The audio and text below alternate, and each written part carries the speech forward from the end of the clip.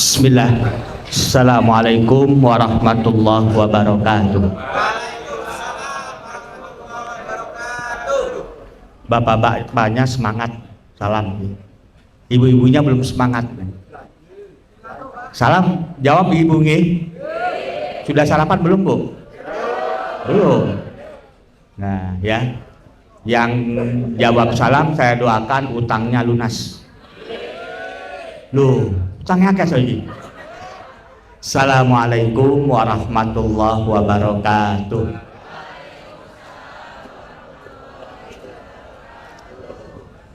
Alhamdulillah wa syukrulillah ala ni'amillah wassalatu wassalamu ala rasulillah wala haula wala quwata illa billah amma ba'd. Kepada MPPKU PC Mayong yang saya hormati, kepada BPH Rumah Sakit PKU Muhammadiyah Mayong yang saya hormati, bapak-bapak, ibu-ibu, dokter, karyawan Rumah Sakit PKU Muhammadiyah Mayong yang berbahagia. Di awal kajian ini, mari kita selalu bersyukur kepada Allah Subhanahu wa Ta'ala atas berbagai limpahan nikmatnya kepada kita semua, baik nikmat dunia di mana kita dicukupkan oleh Allah urusan sandang, pangan, papan, kesehatan terutama, maupun nikmat din, nikmat agama, di mana kita semua termasuk manusia yang dipilih oleh Allah untuk mendapatkan nikmat iman dan Islam. Alhamdulillah. Sebelum saya berbicara panjang tentang materi pada pagi hari ini, saya ingin betul-betul menekankan kembali supaya kita itu bersyukur kepada Allah. Ya, bersyukur dari hal yang paling kecil. Karena kata Nabi, man lam yashkuril qalil lam yashkuril katsir. Barang siapa yang tidak bisa mensyukuri nikmat yang sepele, nikmat yang sederhana, maka dia tidak akan bisa mensyukuri nikmat yang besar. Ya. Sederhana, apa itu? Diberi sesuap makan, diberi seteguk air, itu alhamdulillah. Ada satu hadis Nabi tentang masalah syukur ini. Kata Nabi, innallaha la yarda 'anil 'abdi. Nih, menggunakan dua huruf taukid, inna dan la. Sungguh Allah sangat ridho kepada hambanya manakala dia akalata faham yahmadahu alaiha. Dia memakan sesuap makanan, entah itu nasi atau kue, fayahmadahu alaiha, kemudian dia bersyukur alhamdulillah. Karena di sini tidak ada makanannya, saya nggak bisa mencontohkan. Gitu. Tapi yang kedua, fayas'au yashrabu syurbata fayahmadahu alaiha, atau dia meminum seteguk air kemudian dia bersyukur alhamdulillah. Contoh nih, monggo diunjuk. Bismillah dulu. Ini hati-hati ya, kalau minum harus apa? Bismillah. Alhamdulillah. Ini dengan seteguk air yang kita minum, sesuap makanan, entah nasi atau mbaknya yang sibuk sedang makan nih tinggi. Wah, masya Allah, nikmat mungkin. Wah, alhamdulillah, gak apa-apa ya. Tapi jangan lupa Bung, alhamdulillah, sungguh Allah sangat ridho, masya Allah ya. Karena itu apapun makanannya, minumannya, alhamdulillah, syukur. Jangan pernah mencela makanan. Wedang teh orang ngalor orang ngidul, ya rasane kaya uyuh jagat ngono kuwi, hilangkan mengeluh apapun. Alhamdulillah. Senang sekali pada hari ini saya bisa bersilaturahim dengan panjenengan semua.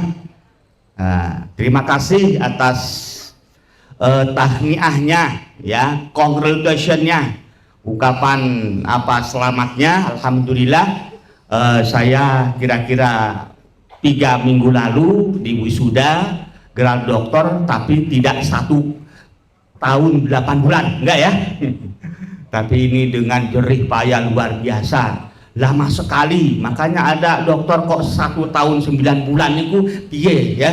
Saya itu sampai 7 tahun, bayangkan ya. Ya sebenarnya 4 tahun bisa, tapi karena mungkin kesibukan dan lain sebagainya saya harus molor. Alhamdulillah, mohon doanya mudah-mudahan ilmu saya ini barokah, okay? Amin. Barokah itu bermanfaat.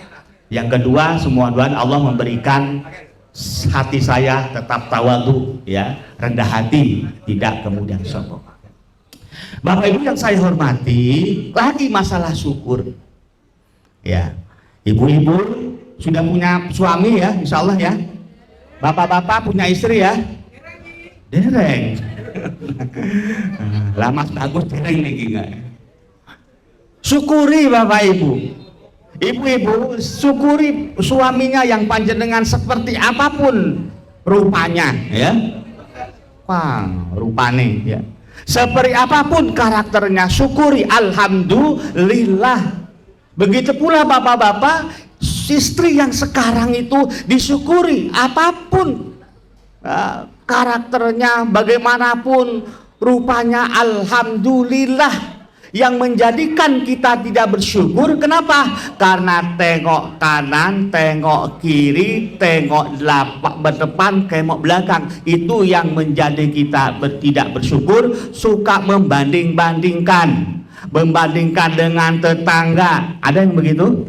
Membandingkan dengan tempat kerja. Wah, beruntung ya, kayak bojone kaya api wonge, kok mesra, kok harmonis, ya. Belum tentu Bapak Ibu, sering kita terjebak. Yang kelihatannya harmonis, yang kelihatannya manis, kok ketok suaminya itu baik, barbarannya malah pegatan. Sering kan begitu? Kan banyak tuh artis-artis, enak ya, dia dermawan sama yang malah istrinya minta cerai. Seperti itu. Karena itu syukuri suami istri yang sekarang ini, disyukuri, alhamdulillah, ya. Jangan dibanding-bandingkan. Baik Bapak Ibu, pada kesempatan kali ini saya akan membawakan materi yang ya menarik sebenarnya, terkait dengan wanita solehah. Satu hadis Nabi yang sejak bujangan saya hafal hadis ini. Ad-dunya mata wa khairu mata'iha mar'atun sholihah. Ya. Dunia ini perhiasan, dunia ini tempat senang-senang. Ada orang perhiasan ya, dengan mobil yang mewah, rumah yang megah, ya, perhiasan emas, berlian, permata, ya.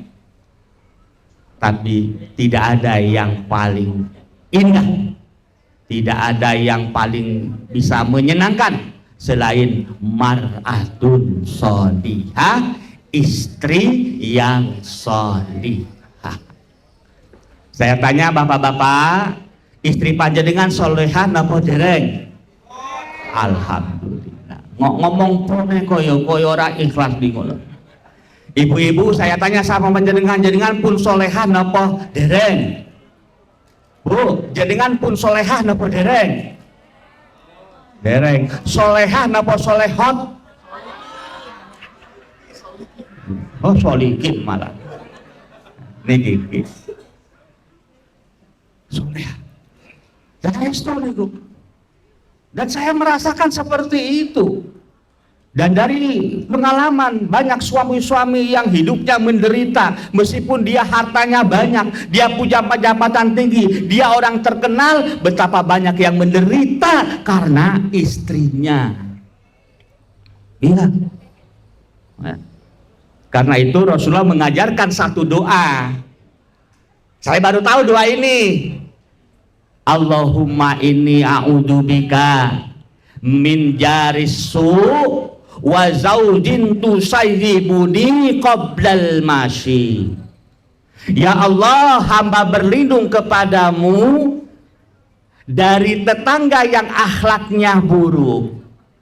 Punya tetangga yang akhlaknya buruk, yang suka kepo, yang suka julid, minta berlindung kepada Allah. Yang kedua apa? Wa zaujin tusayyibuni qoblal masjid, qoblal masyib, yaitu istri yang menyebabkan aku beruban sebelum waktunya. Loh, ngapa kok beruban? Rasulullah mengatakan cepat beruban karena istri ini selalu bikin masalah, karena istri ini selalu bikin problem. Jadikan suami itu menderita sehingga rambutnya penuh dengan beruban. Jadi kalau ada suami yang dia banyak beruban belum waktunya, berarti ini adalah suami yang menderita. Karena itu pesan kepada para istri, ya, jangan suka marah-marah suami, jangan suka rewel, jangan suka nuntut beliin ini itu, karena itu akan mempercepat beruban, akan mempercepat sakit, dan akan mempercepat meninggal dunia.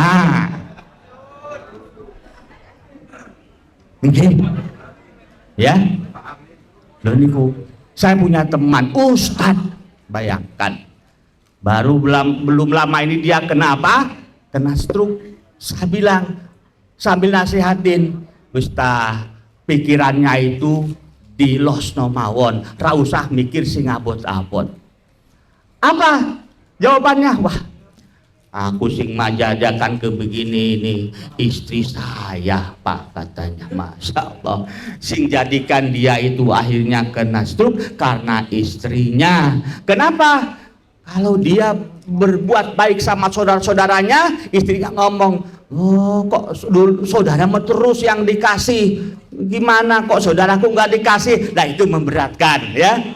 Nah, ini ada istri-istri yang begitu. Ketika suami berbuat baik kepada orang tuanya, ketika suami berbuat baik kepada saudara-saudaranya, istrinya tidak suka. Nah, ini juga menjadikan beban pikiran. Insya Allah ibu-ibu yang di sini tidak seperti itu, nggih? Bukan ibu istri yang cerewet, nggih? Bukan istri yang suka marah-marah, nggih? Amin, alhamdulillah. Ya. Nah, ini dan bisa lihat banyak suami-suami yang kemudian menderita juga. Bapak yang saya hormati, wanita soleha ini menjadi perhiasan yang paling indah, menjadi hal yang paling menyenangkan di dunia ini. Memang kenyataannya seperti itu, ya. Jadi orang itu namanya hidup sendiri, ya, membujang, ijih jomblo, senikmati-nikmatnya, maka dia tidak akan bisa menikmati kehidupan yang sesungguhnya. Betul? Dia tidak akan merasa tenang hidupnya. Rungokno, Mas Bagus, lingo. Ya. Ya. Enggak ada. Dia bisa tenang kalau punya pasangannya masing-masing. Seorang wanita hidupnya bisa bahagia, tentrem, ayem kalau ada pasangannya, suaminya. Seorang laki-laki bisa adem, tentrem, ayem, bahagia kalau ada istrinya. Itu sebuah keniscayaan mesti seperti itu, ya. Susah kalau tidak punya pasangan, ya. Nah, ini penting Bapak Ibu. Nah, ini kaitannya dengan mar'ah solihah. Ada seorang orientalis, orang kafir, dia memberi nasihat bahwa kalau ingin menghancurkan peradaban Islam, Caranya cuma 3. Yang pertama, rusaklah pendidikannya. Bagaimana merusakkan pendidikan? Rusaklah guru-gurunya. Yang kedua, rusaklah rumah keluarganya. Bagaimana merusak keluarga? Yaitu dengan merusak wanitanya. Yang ketiga, rusaklah tokoh masyarakatnya, ulamanya, dengan menurunkan kewibawaan ulama sehingga orang jauh dari ulama. Lah, yang kedua tadi, bagaimana merusak keluarga adalah dengan merusak wanitanya. Ya, Masya Allah, sekarang wanita itu dirusak dengan berbagai program rencana-rencana orang kafir, terutama orang-orang Bani Israel, meruntuhkan harga wanita, martabat wanita. Semua produk selalu dikibatkan dengan wanita yang kadang tidak ada hubungannya. Wanita menjadi komoditas, merendahkan hakikat daripada wanita.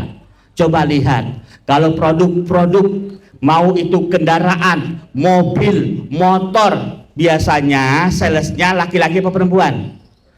Perempuan. Itu salesnya pakai jilbab dan pembotan? Ora ono, mesti dengan apa? Sekwilda bupati. Sekilda itu sekitar wilayah dada, bupati buka paha tinggi-tinggi. Iya, supaya apa? Supaya tertarik. Masya Allah. Bayangkan Bu, nek jenengan punya anak perempuan, ya, lulus sekolah, nggak ada kerja, jadi saya seperti itu, dapat jenengan seneng kan Ibu? Ada yang sedang, yang penting punya duit, memang seperti itu. Ya, coba sekarang lihat musik-musik, ya, yang mengambil dari perindapan katanya, yang horeg-horeg itu, ya, Masya Allah, itu wanita, jetrat-jentrit kayak mana gue, ya, oh no, wah Masya Allah, pakai kebaya tapi di belahan belakangnya, ya kan, wajah seneng ngono iku, ya, seperti itu, Masya Allah. Lah, ini memang dirusak seperti itu. Nah, karena itu ini penting kajian wanita solehah, ya, bukan hanya untuk ibu-ibu, juga untuk bapak-bapak juga ini, ya. Ibu-ibu ingin jadi wanita solehah nggih? Bu, pengen jadi wanita solehah boten? Yakin nggih? Bapak-bapak ingin istrinya solehah nggih? Solehah apa solehat? Oh, solehot. Nggih. Tapi janji ya, berat loh ini. Jangan mau dengarkan nggak ya? Dengarkan ya. Menurut jenengan ringan apa berat? Jadi wanita solehah. Berat apa ringan? Berat apa ringan? Kalau tahu ilmunya dan diberi hidayah taufik oleh Allah, maka yang berat akan terasa ringan, tergantung bagaimana niat kita untuk berusaha menjadi wanita soleha, menjadi perhiasan dunia yang paling indah dan bisa masuk surga. Amin Allahumma. Anda jangan kemana-mana, setelah pesan-pesan yang melewat ini kula mujuk malih. Monggo Bapak.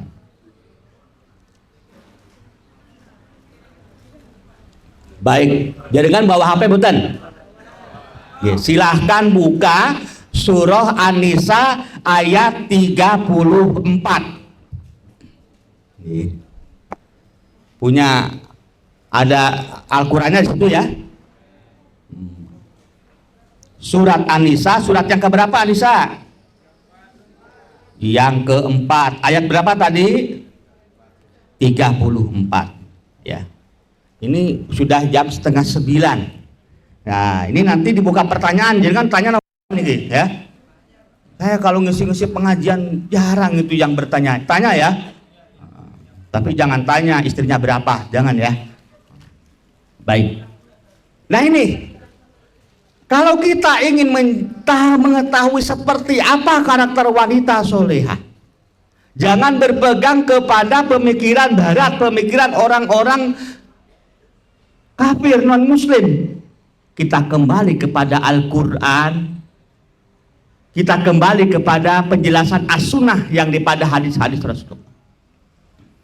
Ya, ada satu hal yang menarik.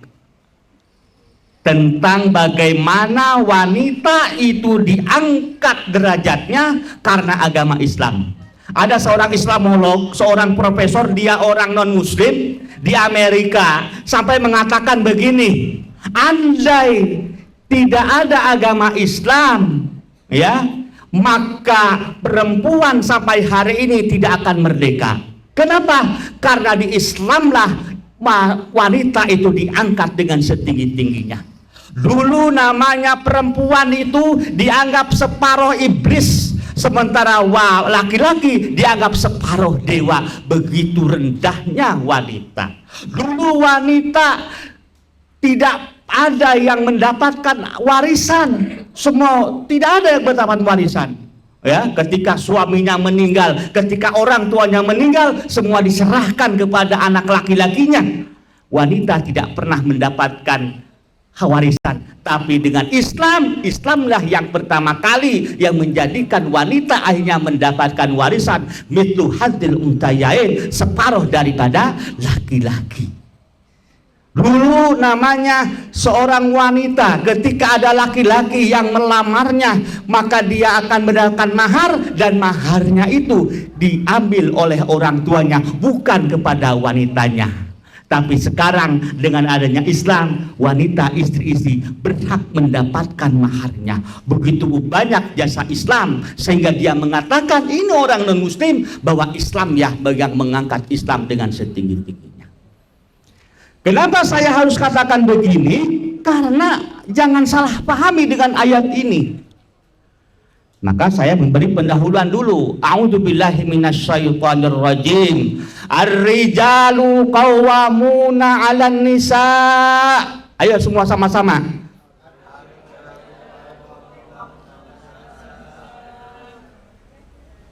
Kalimatnya sederhana, bahwa laki-laki yang dimaksud di sini adalah suami, itu qawwamun, pelindung, qawwamun, pemimpin, qawwamun, pendidik bagi para istri. Ini saya harus sampaikan dulu, karena pemikiran Barat dengan pemikiran yang dimaksud dengan sekarang persamaan gender, seolah-olah dia punya pendapat bahwa laki-laki dan perempuan sama haknya, sederajat. Tidak, ya. Bagaimanapun seorang laki-laki adalah sebagai pemimpin dari istrinya. Ini harus dipahami dulu, ya. Persamaan gender gitu ya. Nah, gender. Sehingga apa? Seorang istri itu bisa mendebat suaminya, istri bisa ya marah-marah karena dianggap sama. Tidak. Bagaimanapun diumpamakan sebuah rumah tangga itu seperti bahtera, maka harus ada bahtera, kapal itu ada nakodanya. Siapa nakodanya? Suami. Ingat ini ya.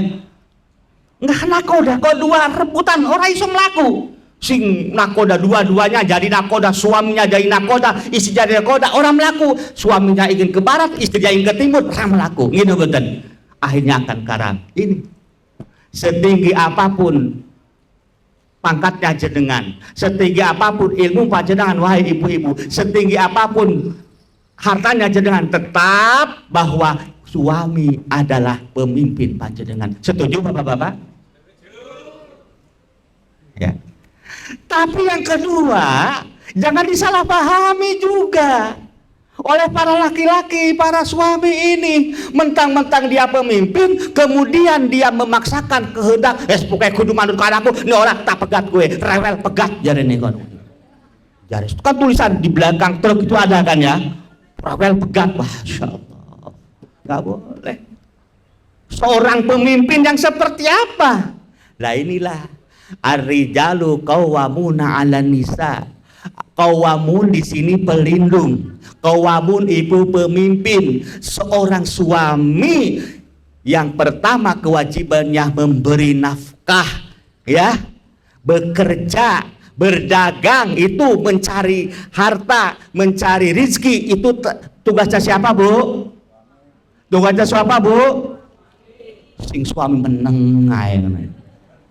Iya. Jadi dengan bekerja di sini hukumnya apa? Sunnah apa wajib?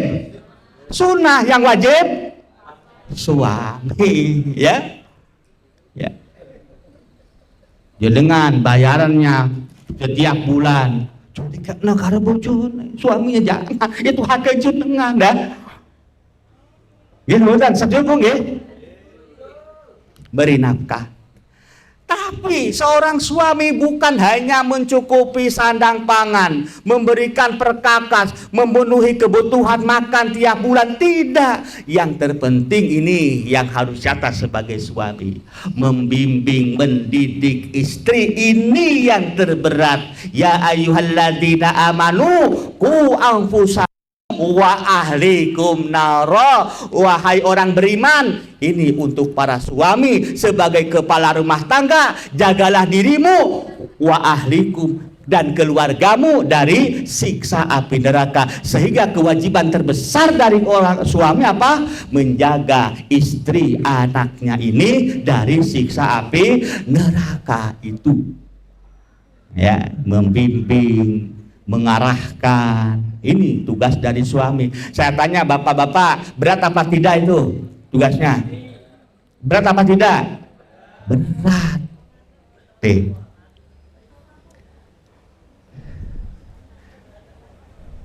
Dalam tafsir Al-Manar, Syekh Rasyid Ridho mengatakan begini tentang suami istri. Nah, saya sampaikan dulu ini hadis ayatnya. Jadi tidak terpisah. Kata Syekh Ridho, ar-rajul minal mar'ah wal mar'ah minar rajul. Laki-laki adalah bagian dari suami, bagian dari istri, istri bagian dari suami, dan keduanya seperti satu tubuh, di mana suaminya adalah seperti kepala, sebagai kepala, dan istrinya sebagai anggota tubuh. Jadi maksud ayat ini jangan dipahami menang-menangan, sementing aku bojone, enggak.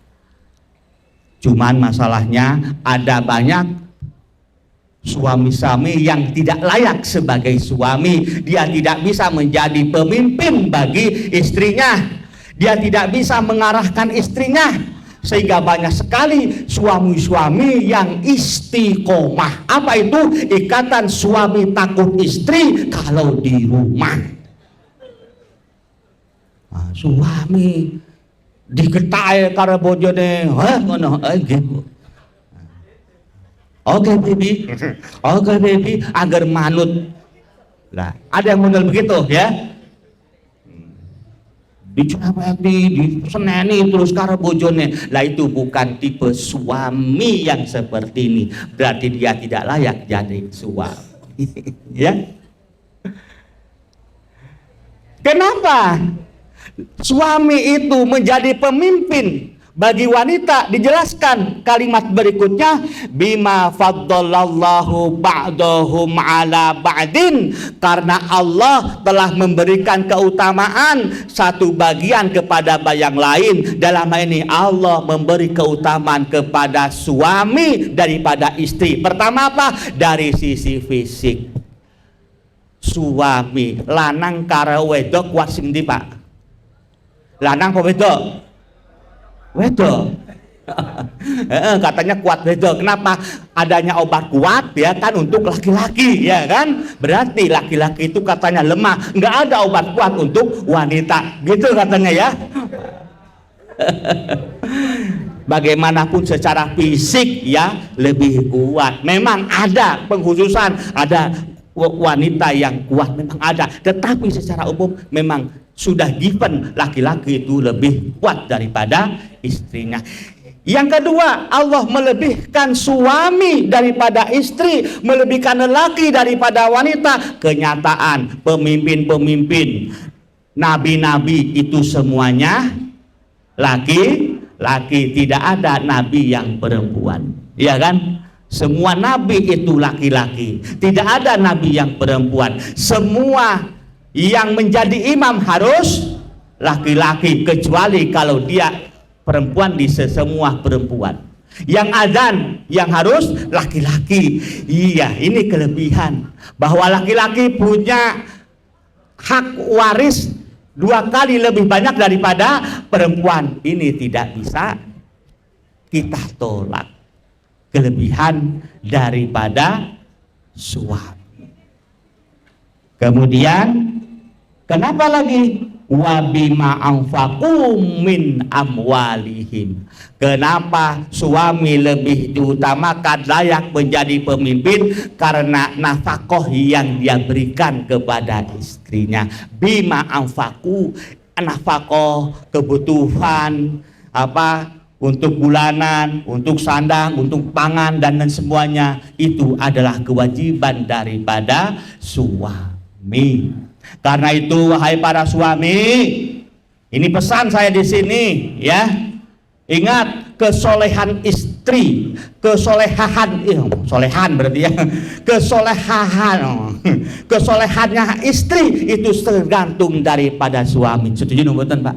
Bu? Ngaruh itu. Banyak itu. Soleh dan tidaknya suami, solehah dan tidaknya istri sangat tergantung daripada suaminya. Kalau ada istri yang tidak solehah, yang pertama kali menjadi penjawab adalah suaminya.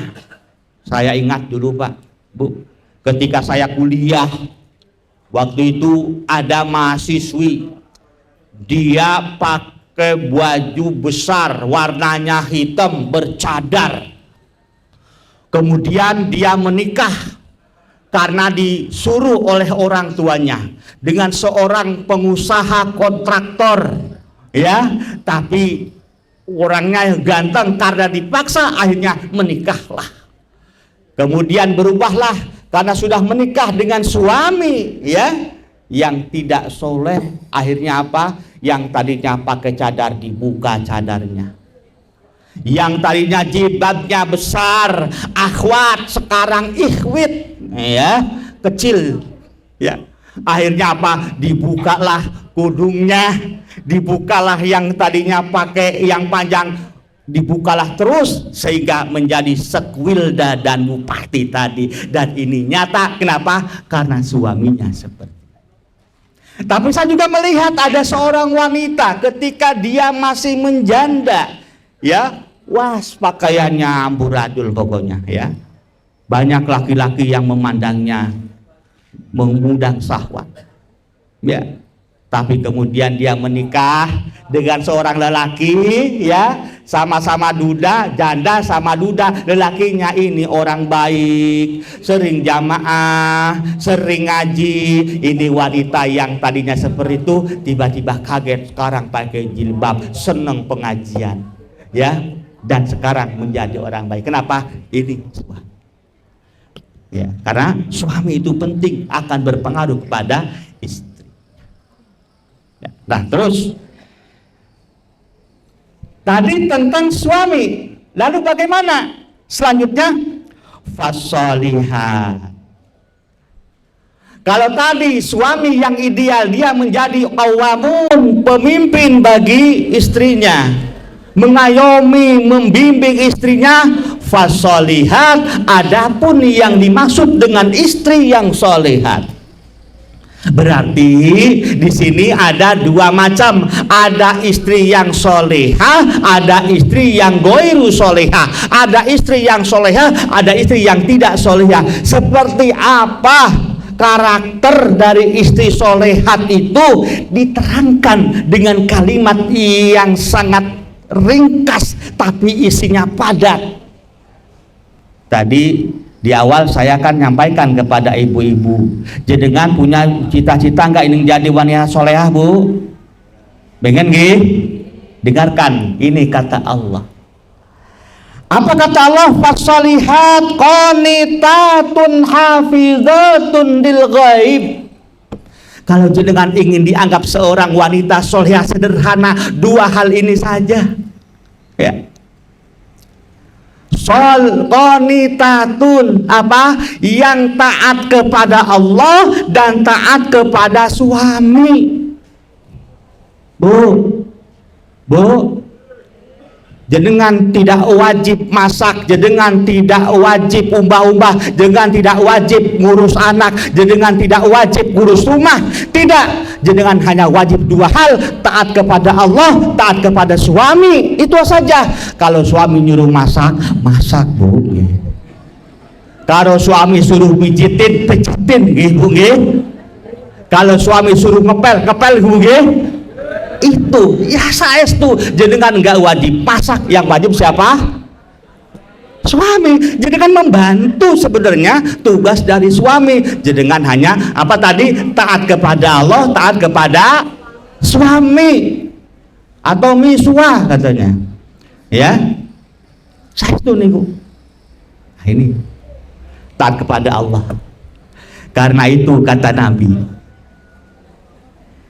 Idza shalla idal mar'ah idza shallat khamsaha wa shamat syahraha wa hasanat farjaha wa ata'at zaujaha qila dkhuli al jannah min aji abwabil jannah syi'ti.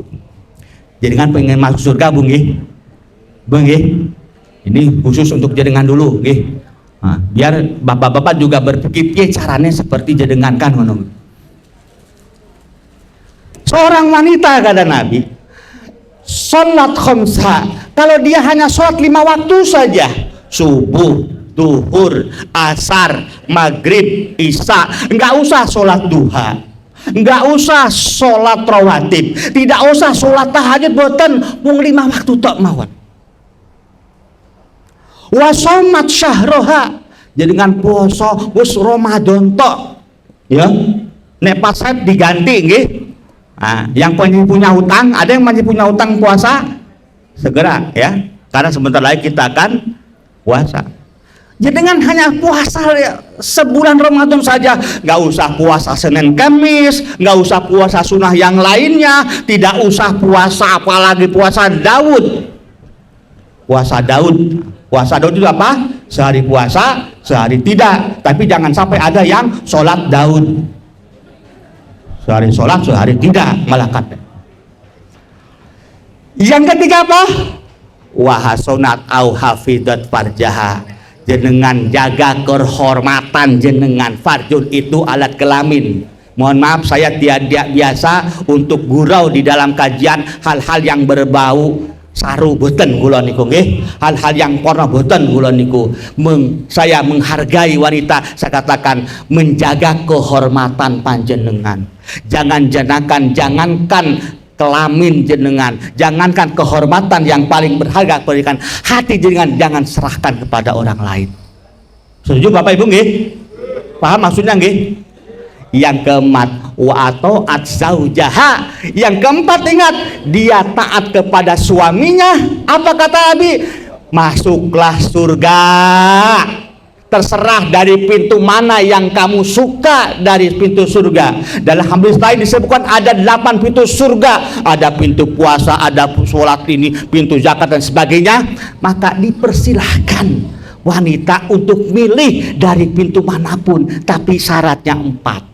Pertama apa tadi? Sholat 5 waktu. Yang kedua apa? Puasa Ramadan. Yang ketiga apa? Menjaga kehormatan. Yang keempat apa? Taat kepada suami. Bu, saya tanya jujur, yang paling berat yang mana Bu? Wah betul. Gini betul Bu. Saya tanya Bu, yang paling berat itu di antara 4 yang mana? Gini. Saya tanya, harus jawab semuanya nih, jenengan jawab. Bu, di antara 4 tadi mana yang paling berat? Iya. Saya kalau ngaji di mana-mana mesti itu yang paling berat. Nggih, mboten. Wis musim hujan adem, bojone lagi teko jam loro. Bu, ayo Bu. Ngono ya. Apa takutan Bu niku? Oh, tan kula seneng kayak malah, gitu. Taat kepada suami itu memang tidak mudah lah. Qanitatun wanita solihah, setelah dia taat kepada suami itu berat. Contoh. Izin Bu, Jenengan mau pergi kemanapun harus izin sama suami. Kalau suami tidak mengizinkan, jangan berangkat. Apapun resikonya, berat nggak? Ya, berat. Kata Nabi, kalau seorang wanita istadanat ilal masjid, dia minta izin kepada suaminya untuk berjamaah di masjid, fala yamnaha, jangan kamu larang. Masya Allah, ya. Kata Nabi, kalau seorang istri istadanat zaujaha ilal masjid, dia minta izin mau jamaah di masjid, fala yamnaha, hei suami, jangan kamu larang itu istrimu. Artinya apa? Mau ke masjid saja harus apa? Harus apa? Izin. Ya, ini berat. Betapa banyak istri-istri yang melanggar suaminya. Apalagi kalau sudah pas apa, misalnya ada reuni. Wah, hati-hati nih. Reuni itu bahayanya ada timbul CLBK. Ketemu mantannya. Ya, disebut ini mantan terindah. Tidak ada mantan terindah, karena kalau yang indah dia tidak akan jadi mantan. Setuju nggih? Nah ini akhirnya CLBK. Tahu CLBK? Cinta lama bubarkan keluarga.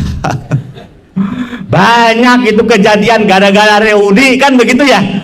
Wah, akhirnya apa? Ya itu seneng cerita, wah bojoku pancen ngono kuwi, bojoku ya ngono, ya wis ngono ngono.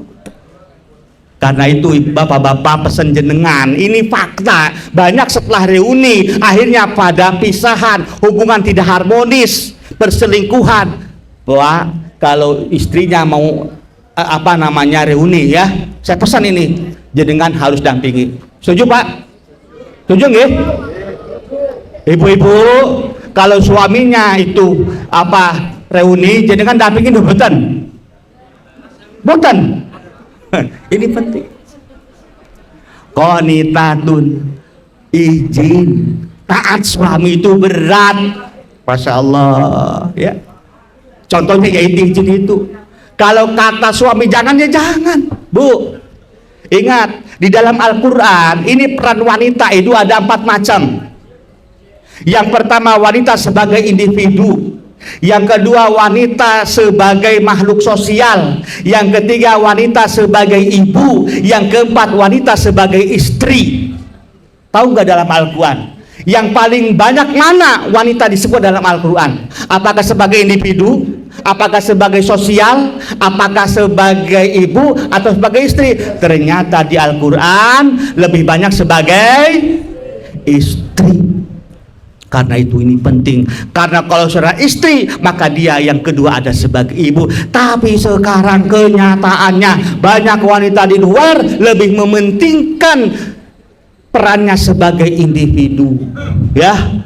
Siti-siti ring salon, pedikur, manikur, terus apa pasang alis, apa itu yang alis yang gimana tuh? Ya, terus apa perawatan kulit, skincare, sehingga bola-balik apa ngurusi individu, terus orang mikir bojone, orang mikir anaknya, gitu betul. Oh enggak, apalagi disebut ibu-ibu sosialita. Masya Allah, wanita sosialisita, siti-siti healing. Bu, peran terbesar jenengan adalah sebagai istri, kedua sebagai ibu. Qanitat. Lalu apa kata Allah? Hafizatun lil ghaib. Ini yang kedua. Dia menjaga apa? Menjaga suaminya, menjaga kehormatannya, menjaga harta suaminya lil ghaibi, ketika suaminya pergi dari rumah, ketika suaminya tidak ada di rumah. Ibu-ibu tolong ini camkan, ini ayatnya. Kalau jenengan sebagai wanita solihah, kata Allah hafizatun lil ghaibi, dengan menjaga kehormatan panjenengan, jenengan jaga harta suami lil ghaibi, ketika suami pergi tidak ada di rumah, suami merantau ke Jakarta, suami pergi ke Sumatera, suami sedang pergi ke luar negeri, jaga apa namanya kehormatan panjenengan. Jangan sembarang nerima tamu di rumah, jangan sembarang akhirnya pergi, apalagi pergi dengan lelaki lain yang bukan suaminya, dan ini banyak terjadi.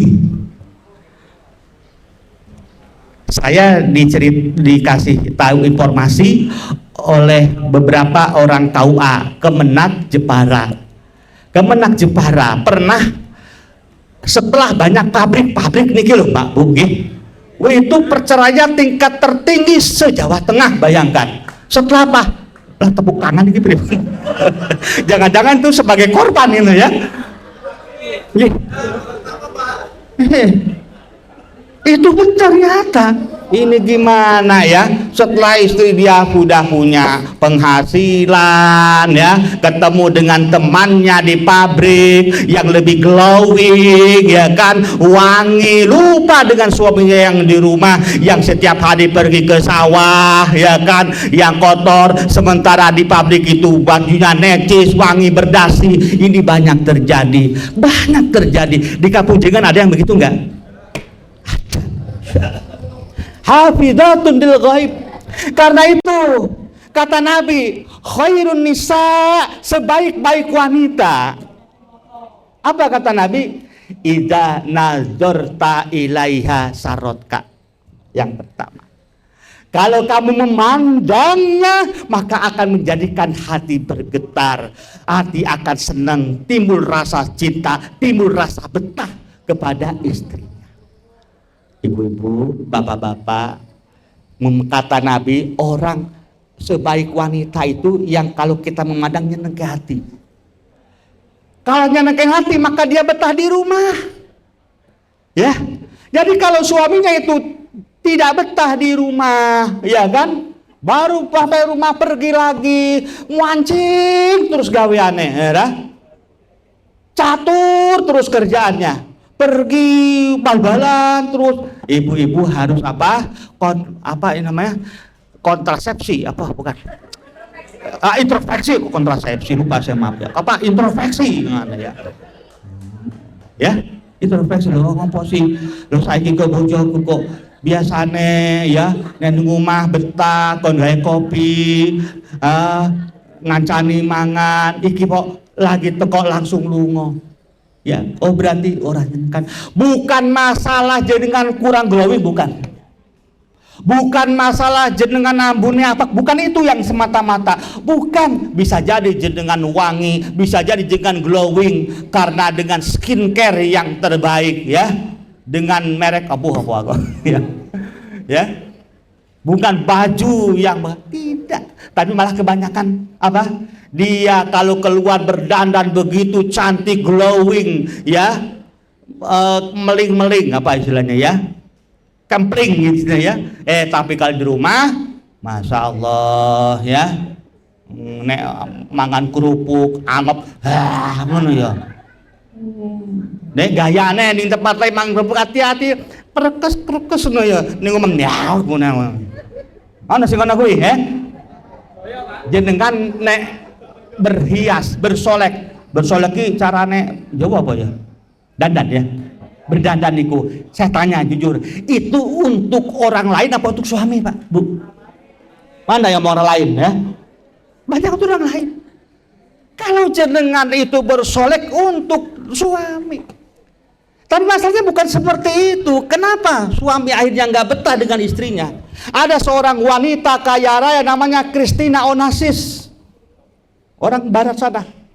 Dia kaya raya karena ayahnya itu kaya raya. Dia cantik jelita, tapi kenapa dia menikah berkali-kali dan terakhir hidupnya sangat memprihatinkan. Bukan karena, tapi itu tadi yang menjadikan kita senang, suami senang memandangnya itu tutur bahasanya. Begitu? Senyumnya panjenengan. Nek jenengan tersenyum pada suami, jangan menurut tanggal. Ada istri yang kalau senyum tergantung tanggal. Nek tanggal muda senyumnya lebar, nek tanggal tua senyumnya kecut, merkutut, merengut kaya manuk perkutut, jekutrut ngono ya. Jangan.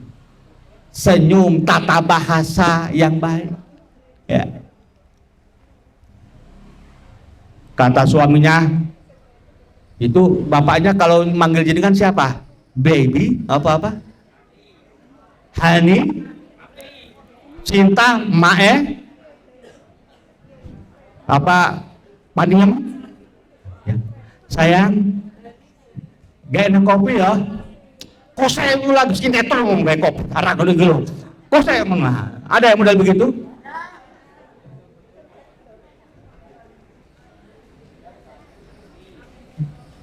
Dek, gawe anu sarapan. Karena apa? Dok ceplok, dok ceplok katanya ya. Ya. Ya. Ada lagi. Jadi dengan tahu nggak? Asal dari kata-kata sayur lodeh. Ternyata sayur lodeh itu katanya dari Betawi. Jadi suaminya, istrinya itu menawari sama suaminya, Mas, Bang mau makan apa? Ya terserah deh. Itu maka sayurnya apa? Terserah lo deh katanya. Terserah lo deh. Oh sayur lo deh. Terserah lo deh kan begitu. Tawari dengan baik. Pokoknya dengan bermanis-manis kepada suami. Itu yang menyebabkan apa? Suami senang. Loh saya itu Pak Bu. Saya itu istri saya nggak pernah pakai lipen, pakai bedak, apalagi apa namanya? Apa tadi itu? Skincare nggak pernah, tapi saya senang sayang sama istri, senang menjadi betah saya di rumah, bukan karena gemplingnya, glowingnya enggak, tapi karena tutur bahasanya. Saya kalau mau pergi ke masa lalu ingin ditemani sama istri, tapi karena ada ibu mertua yang di rumah yang kadang sakit tidak bisa menemani saya, bukan karena oh ya jelas istri saya jelas cantik ya, kan seperti itu. Dulu katanya istri itu bunga desa Belimbing katanya. ya harus begitu Pak, istri panjenengan itu harus dianggap sebagai bidadari. Ora bojoku ancen elek ora iso ngono.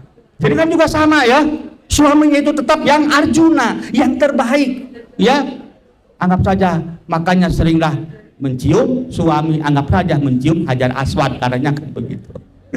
Lah ini Pak, hafizatun lil ghaib.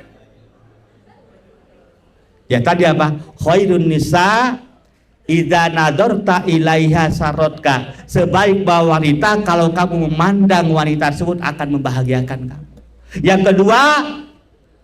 Yang kedua adalah wahaf wa idza gibta anha hafidat kafi nafsiya wa maria. Kalau mau pergi maka wanita itu selalu menjaga kehormatannya dan menjaga hatinya, wa ta'at zaujaha, yaitu yang taat kepada suaminya. Inilah hafizatun lil ghaib. Nah, nih bima hafidallah, karena apa yang Allah telah jaga.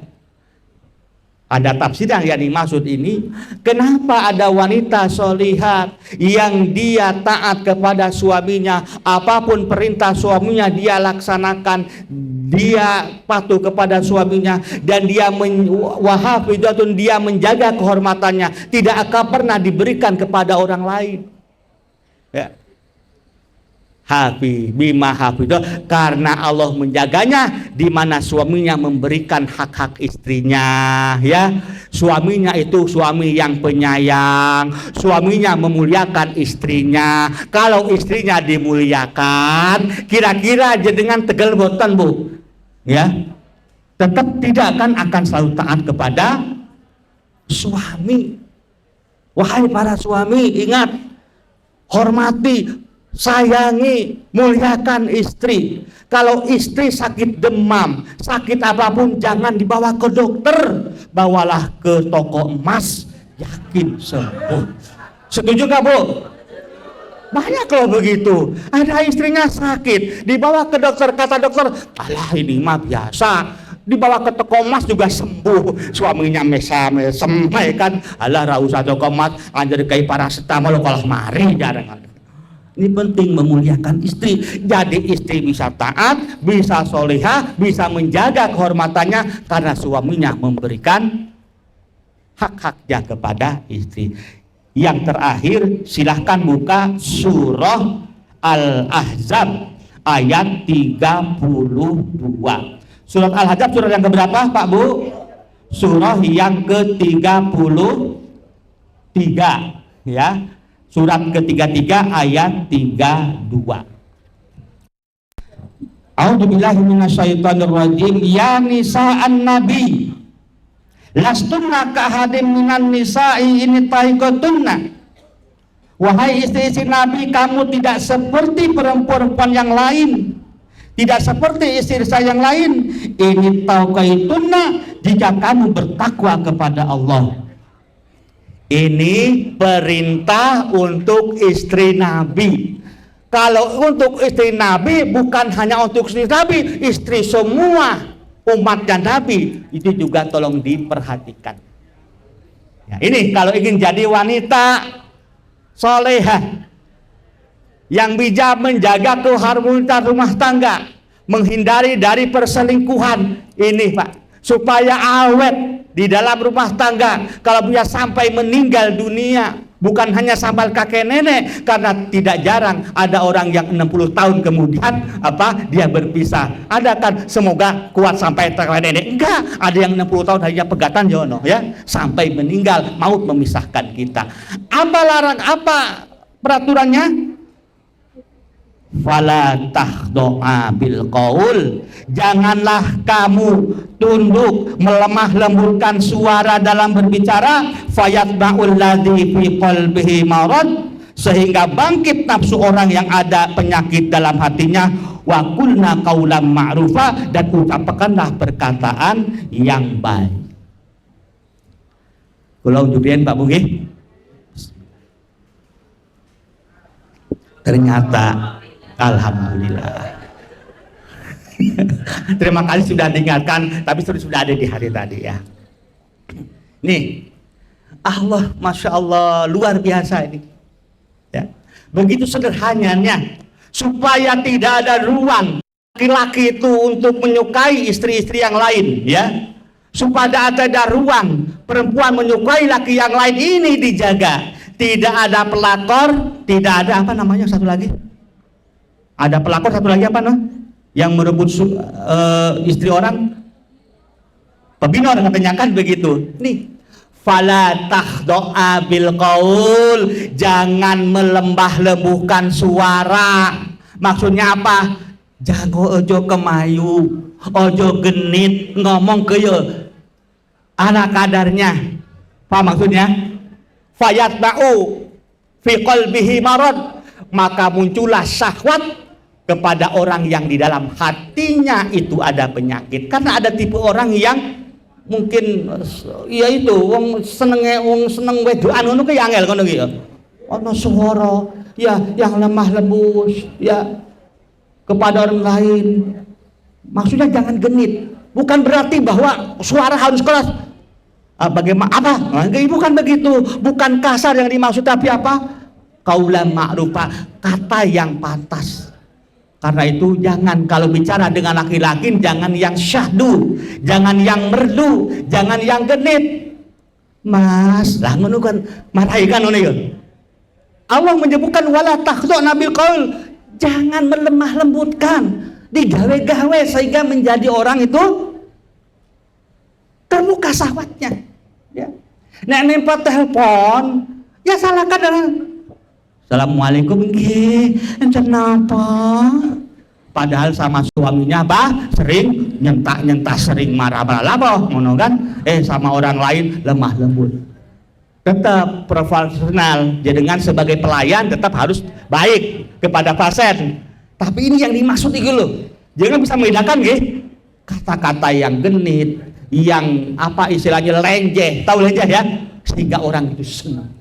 Awal dari suara, jaga suara itu, masya Allah ya. Fala takhdo'na bil qaul. Kemudian yang ke-33 ayatnya apa? Waqarna fi buyutikunna. Seneng ada di rumah. Waqarna fi buyutikunna.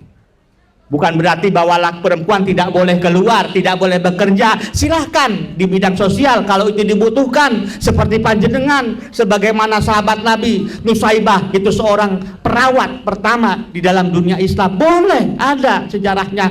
Tapi ingat, seorang wanita itu sebaiknya lebih senang tinggal di rumah, jangan kebanyakan healing ya. Siti healing di upload di medsos healing, senang di rumah. Ini wanita yang solehah. Ada wanita seorang istri yang dia nggak betah di rumah, ini tanda tanya, gitu. Nah ini waqorna fi buyutikunna. Kemudian apa? Wala tabarrujal jahiliyatil ula, janganlah apa? Bertingkah laku, berhias seperti orang-orang jahiliyah yang dahulu. Maksudnya apa? Jangan menampakkan aurat kepada orang lain yang bukan mahramnya. Kalau pakai jilbab yang sempurna, jangan sampai malah lehernya kelihatan. Ya, pas naik motor, ya kenceng, jilbabnya tersingkap sehingga bagian depannya itu kelihatan. Saya sering melihat begitu. Astagfirullah, alhamdulillah. Saya tuh nego. Jadi dengan naik motor ini harus rapat supaya tidak kelihatan. Ingat kata Nabi bahwa Allah tidak akan melihat kepada perilaku dua orang ini, dan Allah tidak akan mau melihat orang ini dan tidak akan mencium baunya surga. Apa itu? Al-kasiyatul ariyat, orang yang berpakaian tapi telanjang. Wal mumilat, orang yang berlenggak-lenggok membangkitkan syahwat kepada laki-laki. Apa ini mau al-kasiyat? Dia pakai baju tertutup, pakai jilbab, tetapi apa? Jadinya jilbab. Tahu jilbab ya? Terlihat lekuk-lekuk tubuhnya, Masya Allah. Ibu-ibu perhatikan ya, jangan sampai jadi dengan pakai baju yang kata Nabi al-kasiyatul ariyat, dia pakai baju tapi telanjang. Telanjang maksudnya lekuk-lekuk tubuhnya kelihatan, depannya kelihatan, belakangnya kelihatan, bentuknya kelihatan. Itu yang dimaksud kata Nabi, dia tidak akan mencium baunya surga. Naudzubillah. Intinya apa? Jangan membuat orang laki-laki itu terbangkit syahwatnya dengan pakaian yang dipakai. Kan banyak kan ya yang pakai jilbab tapi apa? Apa istilahnya ya? Merangsang orang lain kan laki-laki. Naudzubillah. Lah, inilah kalau jenengan apa namanya bisa menjalankan ini. Yang pertama tadi apa? Qanitat, taat kepada Allah dan taat kepada suami. Yang kedua apa? Hafidhatunil ghaib, menjaga kehormatan panjenengan dan menjaga harta suami ketika suami tidak ada di rumah. Yang ketiga tadi apa? Berkata harus apa? Jangan genit, jangan lenjeh sehingga membangkitkan apa orang lain laki-laki untuk seperti itu. Lah sekarang bukan hanya berkata, termasuk dengan main HP ya. Ingat di grup-grup itu hati-hati, jangan sampai muncul akhirnya menggagumi laki-laki yang lain, belum tentu lebih baik gitu ya. Kalau ada seorang laki-laki kemudian dia ingin apa menggoda seorang wanita, yakinlah bahwa itu laki-laki bukan yang baik. Meskipun dia statusnya ayo kita qiyamul lail, ayo kita ngaji, atau kita sholat duha, itu bukan yang terbaik karena dia mau menggoda wanita yang lain. Begitu juga wahai bapak-bapak, jangan tergoda dengan wanita yang lain yang itu bukan istri panjenengan, karena itu jagalah. Tapi ingat ibu-ibu, pesan jenengan satu hal lagi, jangan suka ngepoin HP suami. Tahu ngepoin? Ya, ada rasa ingin tahu. Jadi sini apa tah ngono yo. Suaminya lagi tidur, kemudian dibuka. Ojo Bu, justru inilah yang kadang-kadang bisa memicu perumah tangga, akhirnya jangan bisa diceraikan suami. Yes, pokoknya serahkan kepada Allah. Kalau jenengan kepoin, hidupnya jangan gak tenang. Kira-kira bojoku anu ora ya kan yo. Jangan, wis jar ke wae. Setuju Bu nggih? Karena hanya akan menjadikan hati kita itu sudah. Itu saja. Masih ada waktu berapa menit ini ya? 10 menit. Silakan kalau ada pertanyaan dipersilakan. Monggo Pak Ustadz bagus. Baik, terima kasih kami sampaikan atas materi yang telah disampaikan oleh Ustadz Dr. Diri Zaidi. Sebelumnya kami buka sesi tanya jawab terlebih dahulu. Bagi seluruh hadirin yang bertanya, silakan bisa angkat tangan terlebih dahulu. Oh, sudah ada langsung Bapak di belakang. Oh, iya. Ya, kemudian belum nanya ya. Langsung aja. Boleh dari perempuan, langsung dari perempuan dan dari bapak-bapak, mas dari laki-laki. Oke, sudah ada berarti. Langsung. Ya. Oke, langsung ya Pak ya. Mulai kali itu bisa. Maju aja, maju. Bisa memperkenalkan nama terlebih dahulu, kemudian pertanyaan.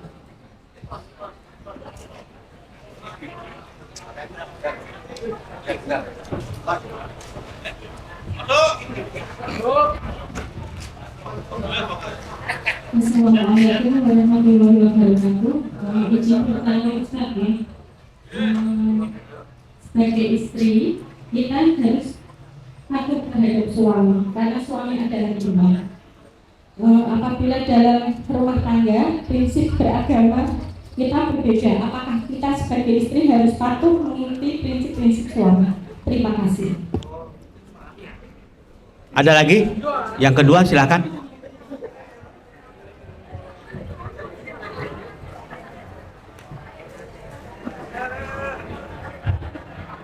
Assalamualaikum warahmatullahi wabarakatuh. Bertanya Pak Kiai, apakah seorang istri yang wajib taat pada suami yang tidak taat pada Allah? Mohon penjelasannya. Yang pertama, pertanyaan dari ibu siapa tadi? Hah? Elva, Bu Elva, ya. Bagaimana tentang prinsip istri yang berbeda dengan suami? Apa yang prinsip? Ya. Kalau dalam keagamaan itu masih dalam satu akidah, ya, jangan dipermasalahkan. Ya. Apa yang dimaksud prinsip? Kalau misalnya beda agama, ya nggak boleh menikah dengan beda agama. Itu prinsip namanya kan?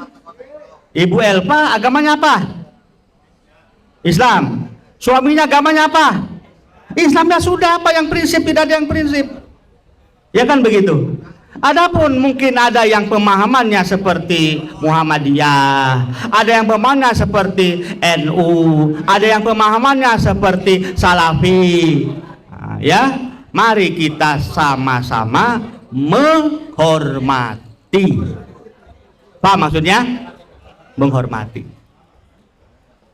Ada sebuah dialog yang menarik, Sujiwo Tejo sama Ustadz Dasar Latif. Kata Sujiwo apa?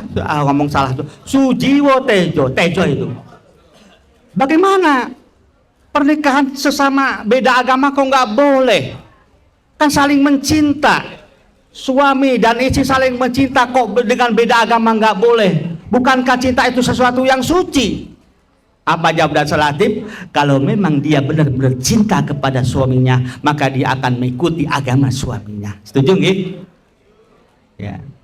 Selama agamanya sama, menghadap kiblat, bersyahadat, jangan pernah dipermasalahkan. Gitu ya, ibu-ibu, ibu, itu apa ya? Cukup nggih, saling memahami, saling toleran. Tuh. Yang kedua, tadi ada yang bertanya, Pak siapa tuh yang bertanya tadi? Hah? Hasim. Namanya bagus loh, Hasim, Bani Hasim ya. Suku suku termulia di kalangan bangsa Bani Hasim. Suku Quraisy, suku tadi adalah Bani Hasim. Mudah-mudahan dia juga termasuk suku yang terbaik ini. Amin Allahumma. Pak Hasim bertanya, bagaimana kalau dia taat kepada istri bagaimana kalau istri taat kepada suami juga tapi tidak taat kepada Allah, kan begitu? Gitu Pak Hasim ya? Ya nggak bisa. Bahkan yang bukan terpenting, ingat, wa ma khalaqtul jinna wal insa illa liya'budun. Tidaklah aku ciptakan jin dan manusia kecuali dia beribadah hanya kepadaku. Seorang istri ya taat kepada Allah, ya taat kepada suami. Dia taat kepada suami tapi tidak taat kepada Allah. Nggak benar itu, dan tidak ada orang yang begitu. Kalau dia taat kepada suami, mesti suaminya mengharapkan dia taat kepada Allah. Berarti dia tidak taat kepada suami. Paham maksudnya? Suami kan menginginkan istrinya sholat, iya kan? tapi dia tidak sholat, ya nggak mungkin disebut taat kepada suami, karena suami merintahkan dia juga sholat, gitu Bu ya. Paham maksudnya? Kan tadi tuh 4 hal itu. Kalau seorang istri dia sholat 5 waktu, kemudian dia puasa bulan Ramadan, kemudian dia menjaga kehormatannya, yang keempat menjaga bertaat kepada suami, silahkan masuk surga dari pintu manapun dia mau. 4-empatnya orang mung taat ya kudu sholat 5 waktu dan lain sebagainya. Gitu Pak Hasim nggih? Ini jangan-jangan Pak Hasim lagi pusing, ini istrinya mungkin ya kurang taat kepada Allah. Tapi enggak lah, saya melihat saya husnudon ya, apalagi pecinya itu ya termasuk ahlul masjid. Amin Allahumma amin. Semoga husnul khotimah. Loh, husnul khotimah itu doa bagi orang hidup loh ya. Semoga kita husnul khotimah. Orang sudah meninggal bukan husnul khotimah, doanya Allahumma gfir lahu. Kadang saya bingung, lho wong mati kok kon husnul khotimah. Wis khotimah kok kon husnul khotimah ya. Orang meninggal itu doanya Allahumma gfir lahu. Lah kita yang hidup di sini masih hidup, semoga kita husnul khotimah ya. Pak Hasim diterima oleh Allah amalnya. Amin Allahumma amin. Nggih Pak Hasim nggih. Mudah-mudahan utangnya lunas. Oke, utangnya tuh ya. Bener jarene. Gih, monggo ada yang bertanya lagi? Oh itu, saya sini Bu, silakan maju sini. Satu lagi ya. Tinggal 3 menit.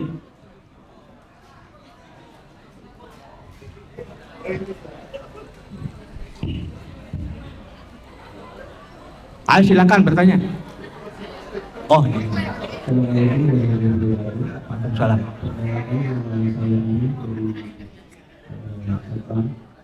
Saya yang bertanya, bagaimana menyikapi jika seorang suami mempunyai istri yang galak atau mungkin sebagainya. Terima kasih. Sudah terlihat dari wajahnya yang penuh derita. Silakan satu lagi ibu-ibu.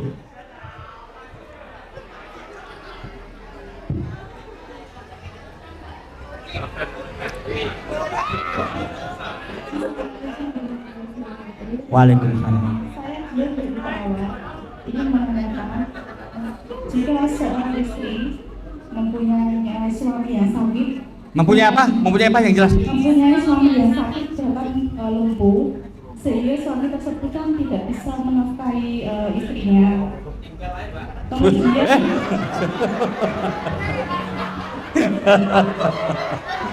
Kemudian langkah yang harus dilakukan oleh seorang istri untuk menghadapi ujian tersebut bagaimana? Terima kasih.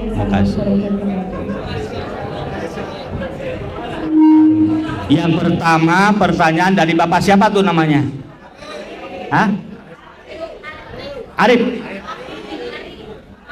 Ari. Ya. Pak Ari, saya bisa merasakan dari bahasanya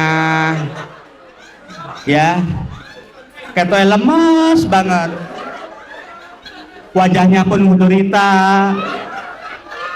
Dia sudah membayangkan mungkin kalau ke rumah nanti cerewet lagi istrinya ya. Inilah termasuk lalaki istiqomah. Ikatan suami takut istri kalau di rumah. Pertanyaannya, bagaimana menghadapi istri yang cerewet? Ya. Yang pertama, doa dari Nabi tadi, Allahumma inni a'udzubika min jari su. Ya Allah, aku berlindung kepadamu dari tetangga yang akhlaknya buruk, wa min zaujin tusahibuni qoblal masim, dan dari istri yang selalu bikin masalah, selalu cerewet, sering memarahi, disani terus, sehingga menjadikan aku cepat beruban, menjadikan aku cepat sakit, dan menjadi cepat innalillahi wa inna ilaihi raji'un. Yang pertama Bapak Ibu, namanya karakter memang berbeda ya. Kadang-kadang cerewet juga itu ada hikmahnya ya. Ada kalau istrinya cerewet mesti suaminya pendiam. Kalau suami pendiam akhirnya bisa dilihat dari bentuk tubuhnya. Kuru, loro-loronan. Sehingga ingat dalam survei disebutkan, dalam pendudukan survei penelitian bahwa laki-laki lebih dulu meninggal daripada perempuan. Betul itu ya, laki-laki lebih dulu meninggal. Karena itu ibu-ibu sebagai istri ya kurangi cerewetnya ya. Jangan suka marah-marah. Kepada Pak Ari sabar. Nanti sabar. Ya, itu kata Kusbaha. Ya, ini saya suka kalau lihat Kusbaha itu. Terus cerewet itu ya ada manfaatnya juga. Kalau ngelihat istri yang cerewet, iki yang suka marah-marah, jadikan itu sebagai peluru dosa. Gitu. Ingat Umar, tak pernah ada seorang tamu, dia mau curhat kepada Umar. Waktu itu dia juga sering dimarahi sama istrinya. Ngelihat baru ke rumah Umar, ternyata istrinya Umar marah-marah. Kemudian sahabat ini berkata, wahai Umar, jane aku mau curhat kalau jenengan tentang bojoku sing gaene cerewet niku lho ya. Jenengan terus lho malah kula mireng bojo jenengan malah lebih cerewet daripada istri kula. Loh kepripun? Kenapa Umar tidak dia sabar? Karena dia lihat jasa-jasa istrinya. Dialah yang mencucikan bajuku, dialah yang memasakkan makanan untukku, dan dialah yang mengurusi anak-anakku. Kenapa aku harus marah? Pokoknya jangan dicereweti, nggih. Pokoknya angger apa? Meneng sabar. Masuk kuping kanan langsung mental, ngono ya. Ojo masukkan di dalam hati. Gitu Pak Ari nggih. Ya Allah, ngene iki Pak Ari padha karo membuka apa? Karakter dari istrinya. Saya yakin jenengan ya padha wae gitu ya. Istrinya yang ngono kuwi lha Pak nggih. Ora Pak Ari to nggih Pak Ari nggih. Padha wae sing guyu ya padha wae, lebih parah iya ngono kan. Yang terakhir, ibu siapa namanya tadi yang terakhir? Hah? Bu Idan. Ibu Dian. Ya. Tadi ar-rijalu qawwamun 'alan nisa. Seorang laki menjadi pemimpin, dia memberi nafkah. Dia mengayomi, mendidik istri. Tapi ada satu keadaan di mana seorang suami mungkin kemudian sakit. Yang dulunya gagah perkasa, dia punya penghasilan, tapi kemudian dia sakit. Bagaimana? Oh, sing kurang ngajar. Lu ujung deh jare ngono. Wah, ngawur. Tinggal aja pas ojo. Ibu Dian, jenengan sedang diuji. Pesan saya yang pertama, jangan pernah curhat kepada siapapun, curhatlah kepada Allah. Wa may yatawakkal 'ala Allah fa huwa hasbuh. Siapa yang bertakwa serah diri kepadanya kepada Allah, Allah akan mencukupi kebutuhannya. Jangan curhat kepada orang tua, jangan curhat kepada teman. Artinya apalagi curhat kepada teman yang laki-laki, apalagi kepada mantan pacar. Jangan. Jaga bunge, jaga. Ini suami panjenengan. Barangkali disitulah jenengan akan mendapatkan surga dengan merawat suami yang sakit. Jenengan sabar, suami yang lumpuh. Bukan jenengan sendiri yang merasakan seperti itu. Banyak suami istri-istri yang juga seperti itu. Begitulah jenengan bapak-bapak, ketika istrinya sakit ya, sudah tidak berdaya. Contohlah banyak laki-laki yang dia seorang manajer, dia punya harta yang banyak, dia terkenal, disuruh nikah lagi sama istrinya, nggak mau, enggak, saya akan merawat jenengan sebagai istriku. Kenapa? Karena dia ingat jasa-jasanya dulu. Masya Allah. Setuju ibu-ibu nggih? Nggih. Jadi nek jenengan sakit, boleh nggak suaminya suruh milih yang lain lagi? Boleh? Alhamdulillah. Boleh caranya ya. Ibu Dian gitu, Ibu Dian nggih. Ingat, curhat kepada Allah, berikan kekuatan ya Allah. La haula wala quwata illa billah. Kita tidak punya daya, tidak punya kekuatan, hanya Allah. Minta kepada untuk kesembuhan, insya Allah. Ingat, Allah akan mengganti karunia kesabaran panjenengan dalam mengurus suami yang sakit dengan karunia yang jauh lebih baik. Begitupun bukan hanya mungkin merawat istri, merawat suami, kadang-kadang kita harus merawat orang tua yang sudah sakit. Saya juga merawat mertua saya, ibu mertua yang sakit. Dari 2014 sampai 10 tahun sering bolak-balik ke rumah sakit, ke Karyadi. Saya tidak pernah mengeluh. Bahkan saya nasihati saya, jadikan ini jalan barokah. Karena di sana akan pintu keberkahan. Di sana kita akan mendapat keberkahan di dalam kehidupan dunia dengan kita merawat orang sakit. Masya Allah. Ingat, mengunjungi orang sakit, kita mendoakan, Allah itu senang banget. Apalagi merawat orang sakit, apalagi itu suami ibu, ya, yang dulu menafkahi dan lain sebagainya. Jadi Ibu Dian, saya nggak tahu apakah ini memang Ibu Dian apa mendapat titipan dari yang lain. Tetap jangan harus sabar. Ibu-ibu juga sama, kita kan nggak tahu, ya. Siapa tahu, naudzubillah misalnya kita diuji dengan begitu, jangan harus kuat, jangan harus menjadi Wonder Woman, ya, wanita yang kuat. Insya Allah justru itulah kemuliaan panjenengan, itulah keberkahan panjenengan. Jenengan kalau terus sabar, insya Allah jangan masuk. Ingat satu hadis, saya tutup dengan satu hadis Nabi. Ayyuma imro'atin matat wa zawjuha radin anha dakhalatil jannah. Bu, ingat ini saya tutup dengan di sini. Siapapun seorang wanita yang dia meninggal dan suaminya ridho kepada istrinya, suaminya senang pada istrinya, tidak dalam keadaan marah, jenengan meninggal, dakhalatil jannah, jenengan mlebu swarga, Bu. Nggih. Amin Allahumma amin. Insyaallah semoga Bu Dian dikuatkan oleh Allah untuk mendapat ujian ini, amin. Semoga Allah mengganti dengan karunia yang terbaik, amin. Dan semoga ini jalan menuju surga bagi Bu Dian dan ibu-ibu semuanya. Akhirul kalam, fastabiqul khairat. Assalamualaikum warahmatullahi wabarakatuh.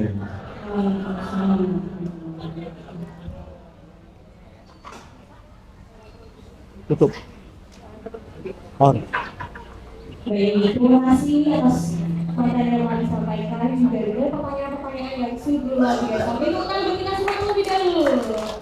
Oke, lagi karena ada apresiasi sedikit bagi para penanya, kami persilakan untuk para dari yang tadi bertanya bisa maju ke depan terlebih dahulu, akan diberikan sedikit bingkisan juga foto bersama dengan Ustaz Heri Huzaini. Kami mohonkan pada 4 penanya. Oke, harus bicara dengan bangga ya, dapat hadiah pagi-pagi.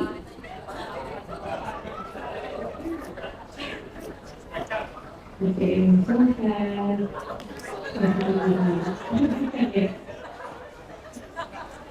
Gimana? Sini ya. Karena saya belum ditutup, silakan pakai seluruh hari untuk tetap tertib di tempatnya masing-masing terlebih dahulu. Acara belum ditutup, kami mohonkan kepada seluruh hari untuk bisa tertib terlebih dahulu di tempatnya masing-masing. Di bawah, Bu.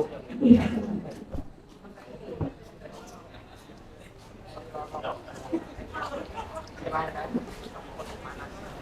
Mana Pak Hasim?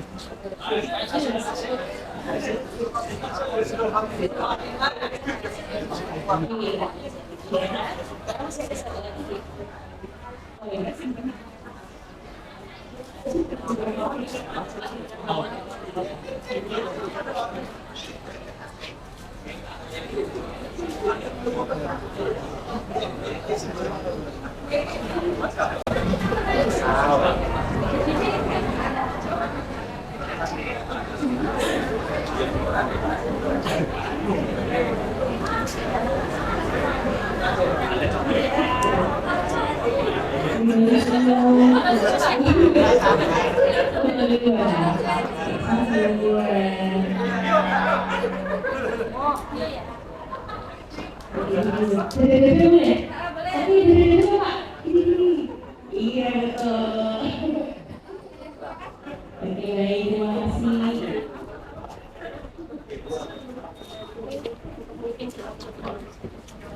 Oke baik, terima kasih. Terima kasih lagi karena di untuk tetap tertib di tempat duduk masing-masing. karena kajian bulanan hari ini belum ditutup. Dan kemudian saya kita pada sama-sama yang ditutup dan ditutup yang akan diberikan langsung oleh Ustaz Dr. ZSAI. Semuanya memberikan kepada seluruh yang untuk berdoa dan ibadah untuk berkati. Kepada Ustaz Dr. ZSAI, silakan. Bapak Ibu yang saya hormati, di akhir kajian ini mari kita tutup dengan doa supaya kajian ini membawa barokah, kajian ini membawa manfaat, ya. Ilmunya manfaat berarti akan ada perubahan. Mudah-mudahan ibu-ibu menjadi wanita solehah yang taat kepada suami, menjaga perintah-perintah Allah, dan semoga bapak-bapak juga menjadi suami yang bertanggung jawab kepada istrinya. Bapak-bapak juga menjadi suami teladan, bukan hanya sebagai suami, bapak-bapak juga menjadi ayah dari anak-anaknya. Karena itu mari kita hadirkan hati kita dengan penuh khusyuan ketadaruan kepada Allah. Alhamdulillahirabbil alamin. Hamdan yuwafi ni'amahu wa yukafi'u mazidah. Ya Rabbana lakal hamdu kama yanbaghi li jalali wajhika wa adimi sultanik. La nuhsi sana'an 'alaika anta kama astaita ala nafsi. Allahumma shalli ala Muhammad wa ala ali Muhammad. Allahumma ighfir lil muslimina wal muslimat walil mu'minina wal mu'minat al-ahya'u minhum wal amwat innaka sami'un qaribun mujibud da'wat wa yaqdil hajat. Rabbana hab lana min azwajina wa dzurriyyatina qurrata a'yun waj'alna lil muttaqina imama. Allahumma inna nas'aluka salamatan fid din wa afiyatan fil jasadi wa ziyadatan fil ilmi wa barakatan fil rizki wa taubatan qabla al maut wa rahmatan indal maut wa maghfiratan ba'dal maut. Allahumma hafwin alaina fi sakaratil maut wa najata minan nar wal afwa indal hisab. Allahumma la tada' lana dhanban illa ghafartah wa la hamman illa farajtah wa la daynan illa qadaitah wa la hajatan min hawaij dunya wal akhirah illa qadaita ya arhamar rahimin. Rabbana atina fid dunya hasanah wa fil akhirati hasanah wa qina adzabannar. Subhanaka rabbika rabbil izzati amma yasifun wassalamun alal mursalin walhamdulillahirabbil alamin. Assalamualaikum warahmatullahi wabarakatuh.